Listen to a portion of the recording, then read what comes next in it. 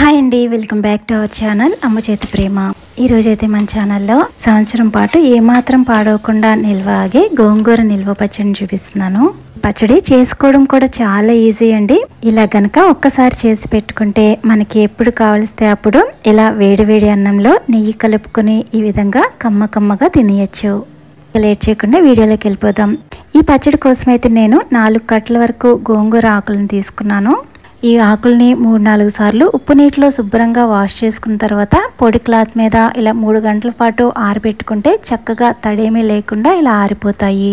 పచ్చడి ఎక్కువ కాలం నిల్వ ఆగాలంటే ఇలా ఆకులకి ఏమాత్రం తడి లేకుండా ఇలా 3 గంటల పాటు ఆరబెట్టుకోవాలండి. ఇలా తీసుకున్న ఈ ఆకులు వెయిట్ వచ్చేసి 1/2 kg వరకు ఉన్నాయి. ఇప్పుడు మిగతా ప్రాసెస్ ఏంటో చూసేద్దాం. ఇప్పుడు స్టవ్ మీద ప్యాన్ పెట్టుకుని 2 టేబుల్ స్పూన్ల వరకు ఆయిల్ వేసుకోండి. ఆయిల్ హీట్ అయ్యాక 1/3 టీ స్పూన్ వరకు మెంతులు, అలాగే 2 టేబుల్ స్పూన్ల వరకు ధనియాలు వేసుకోవాలి. ఇప్పుడు ఫ్లేమ్ని మీడియంలో పెట్టుకుని ఈ ధనియాలని మెంతుల్ని 1 నిమిషం పాటు ఇలా మీడియం ఫ్లేమ్లో చక్కగా వేపించుకోవాలి. ఇలా 1 నిమిషం పాటు వేగిన తర్వాత 100 గ్రాముల వరకు ఇలా ఎండుమిర్చిని తీసుకోవాలి. ఇలా తీసుకున్న తర్వాత ఫ్లేమ్ని మీడియంలో పెట్టుకుని ఇవి 2 కూడా చక్కగా వేగేంత వరకు కూడా ఇలా కంటిన్యూస్గా తిప్పుతూ వేపించుకోవాలి.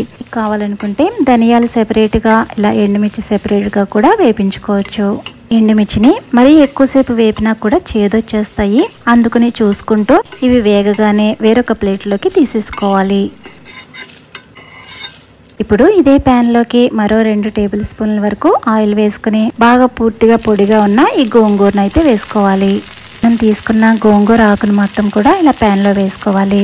ఇప్పుడు ఫ్లేమ్ని మీడియంలో పెట్టి ఇక్కడ చూపిస్తున్నట్టు గరిటని కింద నుంచి పైకి ఇలా తిప్పుతూ ఉంటే గోంగూర అన్నది చాలా తొందరగా మెత్తబడిపోతుందండి. 2-3 నిమిషాలకే గోంగూర అన్నది ఈ విధంగా బాగా మగ్గిపోతుంది.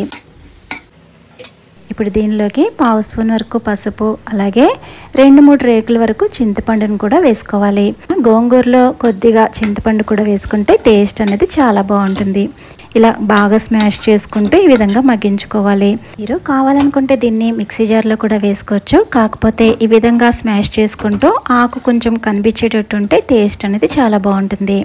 ఈ విధంగా చేసుకున్న తర్వాత ఇక్కడ పైనుంచి మరో 2 టేబుల్ స్పూన్ల వరకు ఆయిల్ వేసుకుని ఇంకొకసారి దీన్ని బాగా ఫ్రై చేసుకోవాలి. ఇలా రెండోసారి కూడా ఫ్రై చేసుకోవడం వల్ల ఈ పచ్చడి అనేది ఎక్కువ రోజులు నిల్వ ఉండి ఏమాత్రం పాడవకుండా ఉంటుంది. అంతేకాకుండా ఈ గోంగూరలో ఉండే జిగురుతనం అన్నది చాలా వరకు తగ్గిపోయి తినేటప్పుడు చాలా అంటే చాలా టేస్టీగా తయారవుతుంది. చూడండి, గోంగూర బాగా వేపించుకున్నాం కదా. ఇప్పుడైతే స్టవ్ ఆఫ్ చేసేసి గోంగూరను అయితే పక్కన ఉంచుకుందాం. ఇప్పుడు స్టవ్ మీద వేరొక ప్యాన్లోకి 200 ml వరకు పల్లి నూనె అయితే వేసుకోవాలి. ఈ గోంగూర పచ్చడికి నువ్వుల నూనె అయినా కూడా చాలా టేస్టీగా ఉంటుంది. నూనె బాగా వేడయ్యాక 2 టేబుల్ స్పూన్ల వరకు పచ్చిశనగపప్పు, 1 టేబుల్ స్పూన్ వరకు మినపప్పు, అలాగే 1 టీ స్పూన్ ఆవాలు, 1 టీ స్పూన్ జీలకర్ర, 1/3 స్పూన్ వరకు ఇంగు కూడా వేసుకుని ఈ పోపును అంతటిని కూడా బాగా దోరగా వేపించుకోవాలి. ఇప్పుడు 4 ఎండుమిర్చిని కూడా తుంచి వేసుకోవాలి. అలాగే 2-3 రెబ్బల కరివేపాకు కూడా వేసుకుని ఈ పోపు అంతటిని కూడా దోరగా వేపించుకోవాలి. చూడండి, పోపు చక్కగా వేగింది కదా. ఇప్పుడు దీనిలోకి మనం ముందుగా పక్కన ఉంచుకున్న గోంగూరను అయితే యాడ్ చేసుకోవాలి. ఇలా గోంగూర వేసుకున్న తర్వాత మరో 2 నిమిషాల పాటు ఫ్లేమ్ని మీడియంలో పెట్టుకుని ఈ గోంగూర ఈ నూనెలో చక్కగా వేగేంత వరకు కూడా ఇలా వేపించుకోవాలి. చూడండి, ఆయిల్లో గోంగూర చక్కగా వేపించుకున్నాం కదా. ఇప్పుడు దీన్ని అయితే పూర్తిగా చల్లారి పెట్టుకోవాలండి.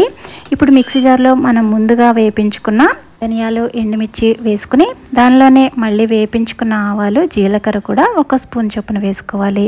ఇప్పుడు దీనిలోకి 50 గ్రాముల వరకు సాల్ట్ వేసుకోవాలి. ఇప్పుడు దీని అంతటినీ కూడా ఇక్కడ చూపిస్తున్నట్టు మెత్తని పొడి కింద మిక్సీ పట్టుకోవాలి. ఇలా పట్టుకున్న ఈ పొడిని మనం ముందుగా బాగా చల్లారి పెట్టుకున్న ఈ గోంగూరలోకి కలుపుకోవాలి. ఈ పచ్చడి అనేది బయట 3 నెలల పాటు నిల్వ ఆగుతుంది. అదే ఫ్రిడ్జ్లో అయితే సంవత్సరం పాటు ఏమాత్రం పాడవకుండా టేస్ట్ అనేది చేసినప్పుడు ఎలా ఉందో తర్వాత కూడా అలాగే ఉంటుంది.